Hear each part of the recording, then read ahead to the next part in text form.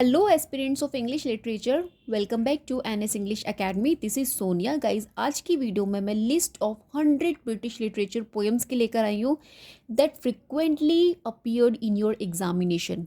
Well, ये जो मेरा कंप्लीट लिस्ट है, it is from the various exams of various competitive exams of literature, based है उन पर। बट जो मेरा फोकस है specifically, I am talking about the UGC net English which is about to come and you guys are preparing for the same, right? आज की video में मैं आपको प्रोवाइड करने वाली हूँ द पोइट्स नेम, पोएम का title and publication year as well guide.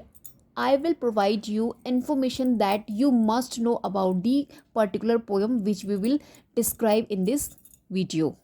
Guys, अगर आप मेरे चैनल पर नए हैं तो do subscribe this channel and if you like the content whatever I discuss to you all, so please like the video. चलिए start करते हैं today's video. First poem we have the tiger. ये जो the tiger है that was by William Blake and publish हो रही है आपकी 1794 में। क्यों? क्योंकि आपकी सॉन्ग्स ऑफ एक्सपीरियंस जो इनका कलेक्शन है विलियम ब्लैकी का, इसकी पोएम है ये। और जो सॉन्ग्स ऑफ एक्सपीरियंस है दैट वाज पब्लिश 1794, राइट। और इसके अलावा द लैम्प विलियम ब्लैकी का 1789 का पब्लिकेशन है, क्योंकि ये इनका सॉन्ग्स ऑफ इनोसेंस के कलेक्शन में आई है। यहाँ से भी आपको एग्जाम में क्वेश्चन मिलता है कि poems are right part of songs of experience और songs of innocence. So you should know about the separate list of songs of experience कि कितनी आपकी विलियम ब्लैकी ने सॉन्ग्स ऑफ एक्सपीरियंस में पोएम्स के टाइटल दिए हैं and how many titles we have from the songs of innocence, right. जो आपका सॉन्ग्स ऑफ इनोसेंस है दैट वाज 1789 पब्लिकेशन है एंड सॉन्ग्स ऑफ एक्सपीरियंस 1794। ये बेसिकली क्या है, ये जो ये टू कॉन्ट्रेरी स्टेट्स हैं ऑफ द ह्यूमन सोल को लेकर जो विलियम ब्लैकी के हैं। तो अगर मैं आपसे की पोएम्स की बात करूँ सॉन्ग्स ऑफ इनोसेंस में, तो एक तो हमारे पास द लैम्प है, chimney sweeper, the divine image. और अगर मैं बात करूँ from the songs of experience then we have the tiger, London, the sick rose, right. So इस तरीके से डिवाइडेड है। मैंने 3 पोएम्स आपको from the songs of innocence की बताई हैं and 3 poems I told you about the songs of experience, right. चलिए नेक्स्ट, द लैम्प ये विलियम ब्लैकी का सॉन्ग्स ऑफ इनोसेंस से है। लंदन विलियम ब्लैकी की 1794 सॉन्ग्स ऑफ एक्सपीरियंस से आई है आपकी लंदन, राइट। ये सॉन्ग्स ऑफ एक्सपीरियंस में है। The chimney sweeper William Blackie का 1789 सॉन्ग्स ऑफ इनोसेंस में है। ऑजमैंडियाज, ऑजमैंडियाज ये आपका पीबी शैली का 1818 में पब्लिश हुआ एक पोइटिकल वर्क है। रिमेंबर, क्योंकि यहाँ से आपको टाइटल बेस्ड क्वेश्चन पूछा जाता है। Let's move on ahead to a skylark. ये आपका पीबी शैली का 1820 प्रॉम्पटन्स अनबाउंड। सो फ्रेंड्स, ये जो टू अ स्काईलार्क है ये आपका शैली का एक फेमस पोएम है जिसे इन्होंने 1820 में लिखा था, राइट। ये स्काईलार्क, टू अ स्काईलार्क, आपको ये टाइटल याद रखना है क्योंकि यहाँ पे आई थिंक द स्काईलार्क करके एक और पोएम है that was written another writer, लेकिन आपको ध्यान रखना है शैली ने टू अ स्काईलार्क लिखा था which was famous poem written by PB Shelley, जिसे इन्होंने 1820 में लिखा था और इसको पब्लिश कराया था अपने कलेक्शन प्रॉम्प्टस अनबाउंड में, राइट, विद अदर पोएम्स। 1820 का पब्लिकेशन है। और टू अ स्काईलार्क क्या है, इसके अंदर इन्होंने एक स्मॉल बर्ड जो एक गाना गाता है, वो जितना ऊंचा उड़ता है तो वो स्काई में गाना गाता है, तो उसके म्यूज़िक को एक्चुअली कंपेयर किया है और उन्होंने बताया है कि how importance of music in life. वो कहते हैं कि जो म्यूज़िक होता है इतना ब्यूटीफुल होता है कि ह्यूमन कुछ भी क्रिएट नहीं कर सकता अगर मैं म्यूज़िक से कंपेयर करूँ तो, ऐसा मानना है आपकी शैली का। और इन्होंने कहीं ना कहीं उस बर्ड के सॉन्ग को पोएट्री, लव और डिवाइन जॉय से कंपेयर किया है, राइट। इसके अंदर नेचर, इंस्पायरेशन और लिमिट्स ऑफ ह्यूमन आर्ट, ये चीज़ें एक्सप्लोर की गई हैं। तो ये मोस्ट इंपॉर्टेंट इनकी पोएम है और यहाँ से एग्जामिनर आपसे अक्सर क्वेश्चन पुट करता है, तो please make a note of it कि जो आपका टू अ स्काईलार्क है that was written by P.B. Shelley and published 1820 in the collection Promptus Unbound। और मैंने इसका आपको आइडिया भी बता दिया what exactly the idea of this particular To a Skylark poem। Okay, let's move on next to Autumn। To Autumn ये John Keats का 1819, right.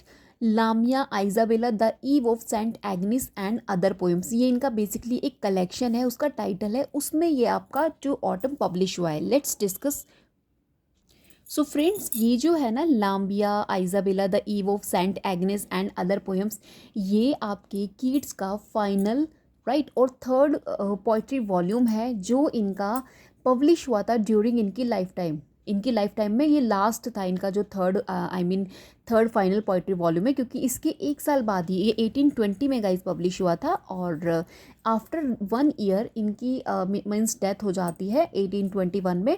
और इसके अंदर इन्होंने अपने मोस्ट सेलिब्रेट वर्क्स को इंक्लूड किया है, जैसे कि नैरेटिव पोएम्स इन्होंने इसमें इंक्लूड किया। आपकी लामिया हो गई, लामिया जो है ये एक नैरेटिव पोएम है इनकी। आइजाबेला राइट, इसको अ पॉट ऑफ बेजिल भी बोला जाता है। The eve of Saint Agnes right, इसमें कुछ इन्होंने ग्रेट ओड्स इंक्लूड किए हैं, जैसे कि ode to a nightingale, ode on a Grecian urn, ode to a Psyche right, on ode on melancholy, और आपका टू ऑटम जो कि आपका टाइटल है यहाँ पे राइट। सो बेसिकली मैंने आपको यहाँ पे इसके बारे में कंप्लीट बता दिया। इसके अलावा इन्होंने हाइपीरियन जो इनकी अ फ्रेगमेंट, जिसका फुल टाइटल है अ फ्रेगमेंट, इनका ये अनफिनिश्ड इपिक है राइट आपके कीट्स का। और ये जो कलेक्शन है इनका कंसीडर किया जाता है one of the most important in English romantic poetry में, क्योंकि यहाँ पे इन्होंने शो किया है अपनी मास्टरी को, लिरिकल ब्यूटी को, मिथ को और आपके सेंसस इमेजरी को। सो that's why it consider most important. और आपको इसको बहुत अच्छे से स्टडी करना है, क्योंकि यहाँ से आपको एग्जामिनेशन में मोस्ट ऑफ द क्वेश्चंस देखने मिलते हैं राइट। जैसे लाम्बिया, आइजाबेला, इनको भी आपको इन डिटेल थोड़ा सा और आइडिया इसकी कोशिश करना स्टडी करने की, as I provide you in this video list of complete poems of British literature. तो I can not go in depth okay. तो that's why let's move on next to ode to a nightingale. Ode to a nightingale John Keats का अभी मैंने discuss किया 1890। Again ये इसी collection में आपके है जो इनका 1820 का फाइनल और थर्ड वॉल्यूम कलेक्शन है आपका, ठीक है, पोइट्री कलेक्शन है 220 1820 राइट, ठीक है। Next we have ode on a Grecian urn, ये इनका जॉन किट्स का है। अच्छा मैं आपको बता दूं, नाइटिंगल, ग्रेशन अर्न, इनकी जो फेमस लाइंस हैं अगेन एंड अगेन एग्जाम में रिपीट होती है, उन लाइंस को इसके आगे आपने लिख के रखना है, अपने माइंड में सेट करके रखना है, क्योंकि यहाँ से भी आपके क्वेश्चंस बनते हैं। एंड ट्रस्ट मी, शैली की हो गई, किट्स की हो गई, इनके ऑड से आपको अक्सर लाइंस मिलती ही मिलती हैं। So you will have to keep in your mind okay. बहुत छोटा सा काम है, अगर आप इसको अभी के अभी कर लेंगे when you save these list of poetry, मैं तो कहती हूँ आप इसको प्लीज़ लिखिए इन सभी को इन क्रोनोलॉजी ऑर्डर। आप इनको अपने नोट्स में जब आप मेरी वीडियो देखते हैं एक पेन एंड पेपर लेके बैठा कीजिए और तुरंत के तुरंत लिख लीजिएगा, इससे आपको अच्छा रिवीजन मिलेगा। ट्रस्ट मी, जो आप खुद से लिखते हैं उसका जो एक मीन्स आप कंसिस्टेंसी समझते हैं ना, वो एक लॉन्ग रहती है राइट। तो let's go ahead. When I have feared that I may cease to be, ये आपका जॉन किट्स का 1818 पोएम है right. The rime of the ancient mariner, ये आपका मोस्ट फेमस एस.टी. कॉलरिज का है, which was publish 1798 lyrical ballads. Now let's discuss about the lyrical ballads. तो friends, ये जो लिरिकल बैलेट्स था ये इनका एक जॉइंट था विद द विलियम वर्ड्सवर्थ के साथ, जिसमें आपकी 19 पोएम्स राइट अप्रॉक्स 19 पोएम्स आपके विलियम वर्ड्सवर्थ के थ्रू लिखी गई थी फर्स्ट एडिशन में। इसका जो फर्स्ट एडिशन है लिरिकल बैलेट्स का, दैट वाज 1798 राइट। और इसके अंदर 19 पोएम्स आपकी बाय विलियम वर्ड्सवर्थ के थ्रू थी एंड सैमुअल टेलर कॉलरिज ने 4 पोएम्स यहाँ पे ऐड ऑन की थी, ठीक है। तो जो कॉलरिज की पोएम्स थी उसमें नंबर 1 पर थी the rime of the ancient mariner. देखिए यहाँ से आपसे क्वेश्चन ये बनता है कि लिरिकल बैलेट्स में जो कलेक्शन था, जॉइंट कलेक्शन था टी.एस. इलियट और इसका वर्ड्सवर्थ का, तो इसमें जो फर्स्ट पोएम थी वो कौन सी थी? तो the rime of the ancient mariner, that was the first poem written by ST. Coleridge right. और जो लास्ट पोएम थी वो थी आपकी टिंटन अबे राइट। टिंटन अबे जो आपकी विलियम वर्ड्सवर्थ ने लिखी थी लिरिकल बैलेट्स की, तो इसको आपको ध्यान में रखना है। That was the first poem and this was the last okay. So these 2 things you will have to keep in your mind, क्योंकि यहाँ से भी आपके क्वेश्चंस एग्जामिनर बना देते हैं राइट। एग्जामिनेशंस में पूछे जा चुके हैं, that's why I am going to discuss here. Kubla Khan इनका एस.टी. कॉलरिज का 1816 पोएम है, ये भी बहुत फेमस है। यहाँ से भी अक्सर आपको क्वेश्चंस देखने मिलते हैं, लाइक इसका पब्लिकेशन ईयर, इसको लिखा कब गया था। तो जो कुबला खान है इनकी कॉलरिज की, दैट वाज रिटन इन 1797 में इसको लिखा था और इसको पब्लिश करा है 1816 में। ये एक इनका फ्रेगमेंट्री वर्क है, ड्रीम विजन पोएम है, जिसमें 54 लाइंस आपको देखने मिल जाएंगी राइट। और इसका अगर मैं फुल टाइटल की बात करूँ तो इसको कुबला खान या फिर a vision in a dream और फ्रेगमेंट भी बोला जाता है, क्योंकि ये फ्रेगमेंट्री ड्रीम विजन पोयम है, as I told you, romantic poetry है, सुपर नेचुरल ऑड है ये एक्चुअली।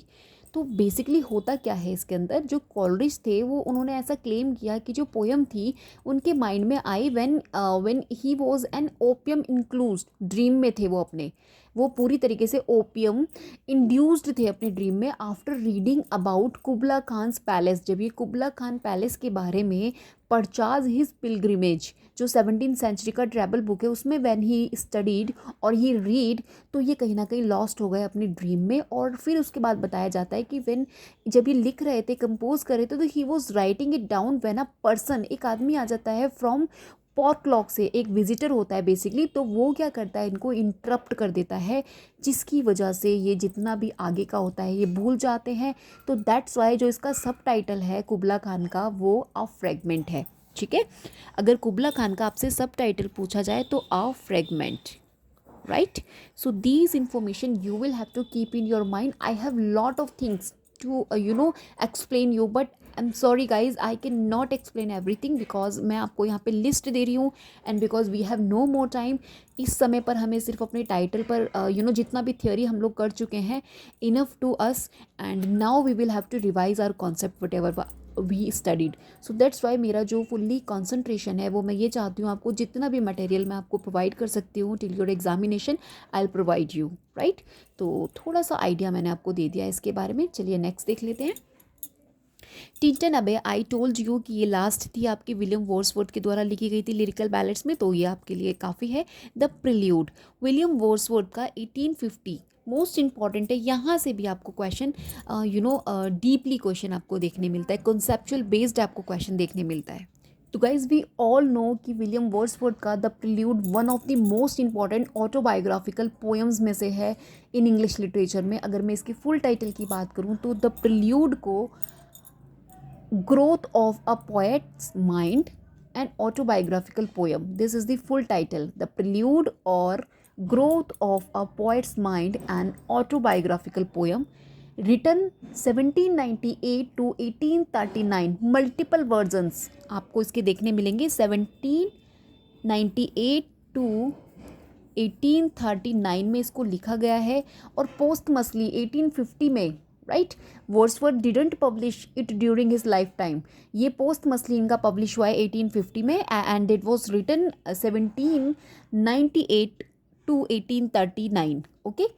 और डिफरेंट वर्जन में इसको लिखा है, प्लीज़ रिमेंबर द फैक्ट्स, क्योंकि कॉन्सेप्चुअल बेस्ड आपसे क्वेश्चन पूछ लिया जाएगा। और इपिक ऑटोबायोग्राफिकल पोएम है which was written in blank words, 14 books में डिवाइडेड है, राइट, और 8000 लाइन्स अप्रॉक्स मैं आपको बता रही हूँ, ठीक है। और if I talk about the in detailed, so you should I think you must have knowledge about it कि 1799 में जो प्रिल्यूड की सेकेंड बुक शॉर्ट वर्जन में आई थी, 1805 में प्रिल्यूड का 13 बुक वर्जन कंप्लीट हुआ था लेकिन अनपब्लिश्ड था, और 1850 में प्रिल्यूड का 14th बुक, जो 14th बुक जो लास्ट बुक है 14th बुक में डिवाइड थी, ये जो इनका 14th बुक का वर्जन है पब्लिश हुआ था after the death of Wordsworth. तो these things you will have to keep in your mind. 1799 3 dates, right, and 1805, and guys next and last we have 1850। 1799 में क्या हो रहा है, 2 बुक्स इनकी 2 बुक शॉर्ट वर्जन इनका हो रहा है, ठीक है, पब्लिश। और 1805 में क्या हो रहा है, 13 बुक वर्जन, जो 13 बुक का वर्जन है वो आ रहा है, और आपका जो 1850 में 14 बुक, और आफ्टर द डेथ ऑफ, क्योंकि 1850 में इनकी डेथ हो जाती है ना वर्ड्सवर्थ की, राइट। और इनके बाद जो आपके टेनिस, वो not Tennyson, Alfred Lord Tennyson जो है, अल्फ्रेड लॉर्ड टेनिसन, या उनका वो पोइट लॉरेट बन जाते हैं ना, क्योंकि 1850 में इनकी डेथ हो जाती है, उनको रिप्लेस कर देते हैं आपके टेनिसन। तो रिमेंबर दिस फैक्ट, क्योंकि यहाँ से भी आपके पोइट लॉरेंट से भी आपको क्वेश्चन मिले हुए हैं, इनकी भी लिस्ट आपको अपने पास सेफली रखनी है। मैं अपनी शॉर्ट वीडियोस में ऑलरेडी प्रोवाइड कर चुकी हूँ, if you desire to, so you guys can visit there, okay. चलिए आगे चलते हैं। तो गाइज़ यहाँ पे जो पोएम्स मैं डिस्कस कर रही हूँ, तो आप ये समझिए एग्जाम में आपसे पूछी जा चुकी हैं, तो इनको आप प्लीज़ अवॉइड मत कीजिएगा। जैसे lines composed a few miles above Tintern अबे, ये भी आपका विलियम वर्ड्सवर्थ का लिरिकल बैलेट्स का ही पार्ट है। My heart leaps up Wordsworth की पोएम है 1802। वर्ड्सवर्थ की पोएम्स, टी.एस. इलियट की अनयूजुअल अनयूजुअल पोएम्स दे दी जाती हैं एज ए टाइटल, मैचिंग करने के लिए, क्रोनोलॉजी करने के लिए, और एक स्टूडेंट्स को पता भी नहीं होता है कि ये वर्ड्सवर्थ ने लिखा है। तो एटलीस्ट आपको at least once you should go through towards the poems written by Wordsworth and TS. Coleridge, ST. Coleridge, right. The world is too much with us, ये भी आपका विलियम वर्ड्सवर्थ का है। 1807 पोएम्स है इन 2 वॉल्यूम्स में। Okay. The solitary reaper, again William Wordsworth का 1807 poems in 2 volumes. Remember the title at least you must. Okay. The lady of shallot, ये आपका अल्फ्रेड लॉर्ड टेनिसन का है। 1832 पोएम्स है इनकी ये। यूलिसिस, अल्फ्रेड लॉर्ड टेनिसन की 1833, राइट, ये भी इनकी पोएम्स में है। इन मेमोरियम, अल्फ्रेड लॉर्ड टेनिसन का 1850, right? Remember the publication year, The Charge of the Light Brigade, Alfred Lord Tennyson का 1854 पोएम है। द क्रैकन, ये भी इनका आपका ए.एल. टेनिसन का है 1830। एंड क्रॉसिंग द बार, ये भी आपका टेनिसन का है 1889, ये इनका डिमीटर एंड अदर पोएम्स में है। Okay. The brook, Alfred Lord Tennyson 1886 poems है। The ballads of Reading call, ये आपका ऑस्कर वाइल्ड का है 1898। The ballad of Reading call में एक्चुअली आया है ये, ठीक है। Next we have the Harold's house, ये आपका ऑस्कर वाइल्ड का है पोएम 1892। टू माई वाइफ, ये भी आपका ऑस्कर वाइल्ड का पोएम है 1881। To garden of Eros, Oscar Wilde का 1902। A dream within a dream, Edgar Allan Poe 1849। A complete works of Edgar Allan Poe. Okay, ये उसमें आपका मीन्स आप बोल सकते हो इंक्लूड है। ओके। द रावण भी आपका एडगर एलन पो का है। यहाँ से भी टाइटल बेस्ड आपको many times examiner have been asked questions. The raven, Edgar Allan Poe का 1845 का। The raven and the other poems, इस कलेक्शन से आया है ये, राइट। तो बेसिकली यहाँ इस साइड जो मैंने राइट साइड जो लिखे हुए हैं ये आपके सारे कलेक्शंस में मीन्स जहाँ से आपकी ये पोएम एसोसिएटेड है, right. The bells, Edgar Allan Poe का 1849। The complete works of Edgar Allan Poe नाम का जो इनका कलेक्शन है वहाँ से आई है, right. 35 we have the prelude to the Canterbury tales, Geoffrey Chaucer का 1390। द कैंटरबरी टेल्स में से एसोसिएटेड है ना, द प्रिल्यूड जो हम लोगों ने मास्टर्स में स्टडी किया था। The pardoner's tale, Geoffrey Chaucer का 1390, द कैंटरबरी टेल से है। The wife of Bath's tale, Geoffrey Chaucer की, द कैंटरबरी टेल से ही है। The ballads of Sir Patrick Spens, ये आपका एनोनिमस है, 17th सेंचुरी का बैलेड है ये, ठीक है। एनोनिमस राइटर ने इसको लिखा है, means we don't know about him. Get up and bar the door, anonymous है, ये भी 16th सेंचुरी का स्कॉटिश बैलेड जिसको बोलते हैं। The lady of Shalott, Alfred Lord Tennyson का 1832 पोएम है। Dover beach, Matthew Arnold 1867 new poems. Most important title based question already have been asked in exams. The scholar gipsy, again most important by Matthew Arnold 1853 poem. To Marguerite, Matthew Arnold 1852 poem. The buried life, Matthew Arnold 1852. The Darkling Thrush, most important title by Thomas Hardy 1900, poems of the past and the present title collection से है आपका ये, ठीक है। The Ruined Mad, Thomas Hardy का 1901, poems of the past and the present, and Channel Faring, Thomas Hardy का 1917 moments of vision. आपको पता है ना, जो थॉमस हार्डी थे अर्लियर ही वॉज पोएट, लेकिन बाद में ये शिफ्ट हो जाते हैं नॉवेल्स लिखने के लिए। तो जो इनकी अर्लियर पोएम्स थी वही सारी हैं, ये उनकी टाइटल दे रखी है, आपको पता होनी चाहिए। क्योंकि जब एग्जामिनर आपसे थॉमस हार्डी की क्रोनोलॉजी पूछते हैं तो you never know, they include poetry also between them. Okay, so remember this also. The slumber did my spirit seal, William Wordsworth का लिरिकल बैलेड्स के अंदर है, ये आपका 1798। The solitary reaper, again William Wordsworth 1807, poems in 2 volumes. The Windsower, G.M. Hopkins, most important 1918, again and again repeat in your examination, title based. Okay, next we have God's Grandeur, ये भी आपका G.M. Hopkins का है 1877. Pete Beauty, again G.M. Hopkins 1877. The scholar gipsy, again Matthew Arnold का, देखिए repeat हो गया 1853 में। The grapes of wrath, this is also most important, John Steinbeck 1939। The grapes of wrath से एसोसिएटेड है, और ये आपका एग्जाम में मैनी टाइम रिपीट हो चुका है, टाइटल बेस्ड इन क्रोनोलॉजी में और मैचिंग्स क्वेश्चंस में आपका रिपीट हुआ है, राइट।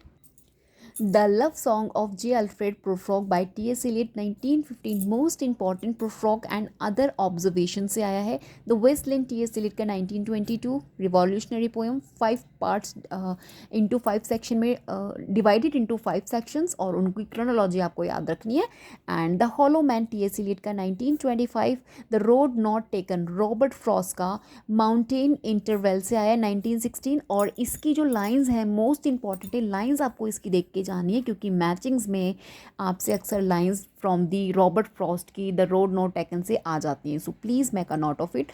रॉबर्ट फ्रॉस्ट का stopping by woods on a snowy evening, this is also most important. 1923 collection आपका न्यू हैम्पशायर से आया। मैंडिंग बॉल रॉबर्ट फ्रॉस्ट का 1914 and north of Boston collection से। Fire and ice Robert Frost का 1920 ये new Hampshire collection से मिला है। बर्चेस राइट रॉबर्ट फ्रॉस्ट का 1916 माउंटेन इंटरवल कलेक्शन से आया है। And do not go gentle into that good night, ये आपका डेलन थॉमस का है 1951। इन कंट्री स्लीप से एसोसिएशन है इसका, मीन्स कलेक्शन से आपका है, कलेक्शन के अंदर है ये, right, included in that particular collection. And death shall have no dominion, ये इसकी लाइंस आपको देख के जानी है। डेलन थॉमस की 1939 18 पोएम्स के कलेक्शन में है इसकी लाइंस। और आपकी the road not taken, these two आपको इन पोएम्स की लाइंस आपको देख के जानी है क्योंकि यहाँ से एग्जामिनर आपसे क्वेश्चन पूछते हैं। The force that through the green fuse drives the flower, Dylan Thomas का 1933 included in 18 poems collection. Fern hill, इसकी भी आपको लाइंस देख के जानी है, मोस्ट इंपॉर्टेंट है। डेलन थॉमस का 1945 और डेथ एंड एंट्रेंसेस कलेक्शन से है। द पिकॉक जॉन कीट्स का 1819 पोएम्स है। इसको आपको टाइटल याद रखना है क्योंकि यहाँ से आपके टाइटल बेस्ड क्रोनोलॉजी में पूछ लिए जाते हैं एंड मैचिंग्स में पूछ लिए जाते हैं। A farewell to arms, this is also most important by Ernest Hemingway. A farewell to arms से लिया गया 1929 पब्लिकेशन है। The road not to taken, देखिए अगेन 1920 आ गया आपका, वापस से रिपीट हुआ है। The raven Edgar Allan Poe का 1845, ये तो आपका रावण ज़्यादातर मैचिंग के क्वेश्चंस में देखने मिलता है। And ode to the west wind, this is also most important by P B Shelley 1819। Poetical works of P B Shelley के पोइटिकल वर्क से है बेसिकली और टू द वेस्ट विंड। और इसकी लाइंस भी मोस्ट इंपॉर्टेंट है। Please इनको आपको अभी, अगर आप सच में अपने लिए अच्छे से प्रैक्टिस करना चाह रहे हैं, रिवीजन करना चाह रहे हैं, देखिए when your exam have only, if you have only 5 और 10 डेज़ मान के चलिए, आपको उस समय टाइम नहीं मिलेगा। तो अभी से अपने नोट्स को, जो आप रेडीमेड नोट्स बोलते हो ना, उनको अभी से बनाना शुरू कर दीजिए। अगर आप अभी भी शुरुआत कर रहे हैं, यू आर बिगिनर, अभी भी आपके पास इनफ टाइम है। ट्रस्ट मी, अगर इन सभी चीज़ों को आप सीक्वेंसली अच्छे से अपने नोट्स में इंक्लूड करके रखते हैं एंड यू रिवाइज दैम बिल्कुल जेन्युइनली, अगर आप कंसिस्टेंसी से रिवाइज देते हैं, रिवीजन देते हैं, तो एग्जामिनेशन के टाइम पर आपको बिल्कुल भी एंजाइटी नहीं होगा। सारा मटेरियल मैं आपको डेली प्रोवाइड कर रही हूँ, डे बाय डे, और मैं आपके ही कमेंट्स के अकॉर्डिंग नहीं चल रही हूँ क्योंकि मुझे पता है अच्छे से, I know the syllabus you will have to complete for your examination. मैं वो चीज़ें आपको इंपॉर्टेंस जो हैं वही आपको देने की कोशिश कर रही हूँ जो आपके लिए एग्ज़ाम पॉइंट ऑफ व्यू से मोस्ट रेलिवेंट है। Trust me, whatever I provide you, please take it seriously and include all of them in your notes। और जो भी मैं आपको एक्स्ट्रा वर्क करने के लिए, जिस भी पर्टिकुलर वर्क पे बोलती हूँ, आपको उसे फॉलो करना है। If you really want to win JRF, then these things you will have to do. और मैं बता दूँ, बहुत बड़ी बात नहीं, it is not a big deal, right. आप अभी पूरे अच्छे से स्टडी कर रहे हैं, यू हैव इनफ टाइम, आप अच्छे से कर सकते हैं अगर आप करना चाहेंगे तो, राइट। चलिए आगे देखते हैं। वेस्ट विंड हो गया। The wanderer, this is also most important title जो मैचिंग्स में आपसे पूछा जाता है। 9th सेंचुरी का है ये, एक्सटीरियर बुक से है, एनोनिमस है। द सी फारर, राइट, ये भी आपका एनोनिमस है, 9th सेंचुरी से द एक्सटर बुक से है एसोसिएटेड, राइट। चलिए आगे चलते हैं। वियोवॉल्फ भी आपका एनोनिमस है, 8 to 11th सेंचुरी वियोवॉल्फ, ठीक है। इसकी स्टोरी आपको देख के जानी है, आइडिया देख के जाना है, इसका जो मेन प्रोटैगनिस्ट है वो देख के जाना है, जो इसमें विलन का रोल कर रहे हैं वो भी देख के जाना है। All the things you will have to, only 6 और 7 लाइंस आपकी बनने वाली हैं शॉर्ट नोट्स में इस पे वियोवॉल्फ पे, तो आपको करके जाना है, ठीक है। The battle of Maldon anonymous है, ये भी 11th century Anglo Saxon chronicle से एसोसिएटेड है। The fairy queen Edmund Spenser का, अभी एडमिट स्पेंसर पीछे 223 से पहले मींस एडमिट स्पेंसर हमेशा मतलब इंक्लूड होते थे एग्ज़ाम में, अभी इन्होंने 224 में एग्जामिनर ने इनको बिल्कुल स्किप कर दिया था। लेकिन अगेन अभी मैंने देखा जो अभी आपका 7 जनवरी को एग्ज़ाम होता वहाँ पे भी आपका एडमिट स्पेंसर से क्वेश्चन आया है। तो now your work is that you will have to important facts जो हैं, not in detail, you will have to go, जो भी इंपॉर्टेंट फैक्ट्स हैं आपके एडमिट स्पेंसर के फेरी क्वीन से जो 1590 में आपका पब्लिश हो रहा है, इसके आपको सारे फैक्ट्स को की पॉइंट्स पे अपनी फिंगर प्रिंट्स पे रखना है, क्योंकि यहाँ से अब आपके क्वेश्चंस अगेन एग्जामिनर पुट करने लगे हैं, राइट। तो let's go. The shepherd's calendar admit Spenser का 1579, इसको आपको क्रोनोलॉजी में करना है। मैंने वीडियो बना रखी है जिसमें मैंने एडमिट स्पेंसर के वर्क्स इन क्रोनोलॉजी में आपको मेंशन कराए हैं, जॉफरी चौसर के भी, मींस मैंने 5 अर्लियर राइटर्स थे, पोइट्स थे बेसिकली, जिनको मैंने क्रोनोलॉजी वर्क उनके और उनके वर्क का idea, all the things I explain in that particular video of mind. आप वहाँ चले जाइएगा और उस वीडियो को चेक कीजिएगा, मैंने अच्छे से एक्सप्लेन किया हुआ है। मीन्स जितना फैक्ट्स आपको रेलिवेंट है मैंने उतना फैक्ट्स आपको बताने की कोशिश किया है रिगार्डिंग एडमिट स्पेंसर, ओके। तो आप वहाँ जाके देख लीजिएगा। Let's move on ahead. The nymph's reply to the shepherd's, ये सर वॉल्टर रैलिक का है, 1606 पोयम है। The passionate shepherd to his love, ये आपका क्रिस्टोफर मार्लो का 1599 पोयम है। A valediction forbidding mourning, John Donne का 1633 poem. The flea, John Donne का 1633 poem. Holy sonnet 10, death be not proud, John Donne का 1633 पोएम्स। आपको मैं बता दूँ जॉन डन से पूरी पोएम आपको एग्ज़ाम में मिलती है, उस पर बेस्ड आपको 5 क्वेश्चंस मिलते हैं, जो लास्ट में आपके 2 क्वेश्चंस होते हैं ना, कभी एक पोइट्री दे देते हैं और कभी कुछ लाइंस दे देते हैं, लाइक किसी भी क्रिटिक की कुछ लाइंस उठा के दे देते हैं और उस पर 5 क्वेश्चंस दे देते हैं पैराग्राफ की तरह। तो जो आपके जॉन डन है इनकी तो पूरी पोएम्स आपको देखने मिलती हैं, तो प्लीज़ आपको उसके अकॉर्डिंग ही इसको प्रिपेयर करना है, क्योंकि छोटी छोटी इनकी पोएम्स होती हैं, सो दैट्स वाई, ठीक है। To his coy mistress Andrew Marvell also one of them, इनकी भी पूछी जाती है। 1681 पोएम्स है, यहाँ से भी आपको मैचिंग्स में to his coy mistress many time पूछा जा चुका है मैचिंग्स में, और क्रोनोलॉजी में भी आपसे ऐड कर दिया जाता है, डिफरेंट डिफरेंट पॉइंट्स एंड को की जो पोएम्स होती हैं उनको ऐड ऑन कर देते हैं एक पर्टिकुलर क्वेश्चन को फ्रेम करने में, और उनका आपसे पब्लिकेशन ईयर पूछ लिया जाता है, राइट। सो आपको अपने माइंड में रिमेन रखना है। द गार्डन एंड्रू मार्वल की, आपको ये भी पता होना चाहिए गार्डन किसने लिखा है, टू हिज क्वाई मिस्ट्रेस के पोइट कौन है, तो यहाँ से भी क्वेश्चन बनता है, ठीक है। तो बेसिकली आपको ईयर ऑफ पब्लिकेशन, पोएम का नेम और पोएम का जो पोइट हैं बेसिकली उनका आपको नॉलेज होना चाहिए। The definition of love Andrew Marvel का 1681। द कॉलर जॉर्ज हर्बर्ट का, जॉर्ज हर्बर्ट भी द टेम्पल, जो टेम्पल इनका कलेक्शन है उसमें इन्होंने द कॉलर एक पोएम लिखा हुआ है 1633, आपको द टेम्पल भी स्टडी करके जाना है। लव थर्ड जॉर्ज हर्बर्ट का 1633। अल्टर जॉर्ज हर्बर्ट का already have been asked, temple में आपका है 1633, टेम्पल इनका कनेक्शन है ना, कलेक्शन ऑफ पोएट्रीज, तो वहाँ पे है उसके अंदर, ठीक है। When I consider how my light is spent, John Milton का है 1673। पैराडाइज लॉस्ट से, paradise lost also most important, इसको भी आपको इसके जो फैक्ट्स हैं important, you will have to keep in your mind. And on his blindness, ये भी आपका जॉन मिल्टन का 1673 पोएम है। लेसिडास ऑल्सो मोस्ट इंपॉर्टेंट, किसकी डेथ पर लिखी गई थी, ठीक है, किंग एडवर्ड आई थिंक है ना, और 1637 पोएम है, ये भी आपको स्टडी करके जानी है। पैराडाइज लॉस्ट 1667, पैराडाइज लॉस्ट, ठीक है, कि उसमें ही आया था ये। द मॉर्निंग स्टार हेनरी बॉगम का 1650 पोएम्स है। और guys last the retreat also, ये आपका हेनरी बॉगम का है, 1650 में ये पब्लिश हो रहा है, पोएम्स है इनकी है। Guys it's enough in today's video. मेरे पास 94 लिस्ट थी पूरी जो कंप्लीट थी, क्योंकि जो 6 नंबर ऑफ पोएम्स थी वो थोड़ा सा मतलब कि डिस्ट्रॉय हो गई while printing. So guys these are important poems जो मैंने आपके साथ डिस्कस किए, और जितना मैंने एडिशनल थिंग्स आपको बताई है you will have to include. Please उनको प्रिपेयर कीजिएगा, आपको ट्रस्ट में बहुत हेल्प मिलेगा। पता है जब हम लोग अच्छे से सिस्टमेटिक वे में अपना प्रिपेयर करते हैं एग्ज़ाम के लिए, तो हमारे अंदर एक अलग कॉन्फिडेंस आता है ड्यूरिंग एग्जामिनेशन। तो मैं वही कॉन्फिडेंस आपके अंदर रेस करना चाहती हूँ, दैट्स वाई मैं आपको कुछ एक्स्ट्रा बताने की कोशिश नहीं कर रही। I just want limit it. जैसे मैंने आपको वेजी एग्जाम्पल दिया था ना, वेजी मार्केट का, मैं आपको सारी वेजिटेबल्स नहीं बोल रही प्रिपेयर करने के लिए। I am just telling you only prepare जो आपकी रेलिवेंट है, जो आपको फुल्ली चांसेस है, आपको टारगेट करेंगी, आपके क्वेश्चन को हिट करेंगी जाके, तो वही सब आप कर रहे हैं। और उसमें प्लीज़ आप माइजर मत बनिएगा, कंजूस मत बनिएगा, उसे आपको अच्छे से डेडिकेशन से स्टडी करना है। अगर आप इतना करते हैं, ट्रस्ट मी, फिर आपको कोई नहीं रोक सकता to win your GRF। Right. आप हमेशा ये शिकायत करते हैं कि मेरा जीआरएफ नहीं हो रहा, मेरा नेट नहीं हो रहा।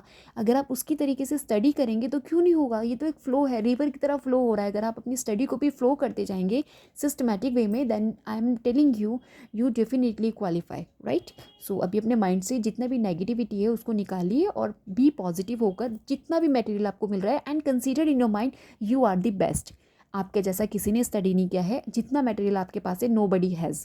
अगर आप इस मेंटेलिटी के साथ स्टडी करेंगे देन ट्रस्ट मी, आपके अंदर एक कॉन्फिडेंस इन रेज होगा और वो कहीं ना कहीं इन्हेंस करेगा आपको प्रिपेयर फॉर फर्दर। ओके, चलिए bye, we will meet in next video.